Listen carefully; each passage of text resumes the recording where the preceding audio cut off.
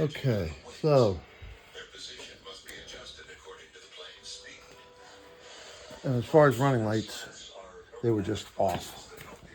Running lights are on now. All right.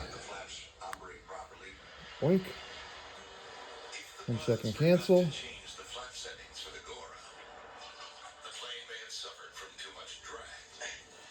Mm.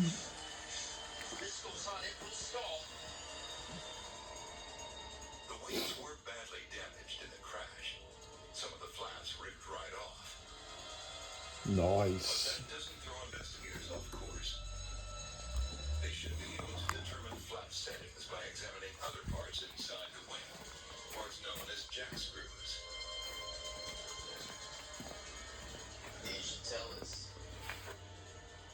All right, so the issue was a ground wire was off.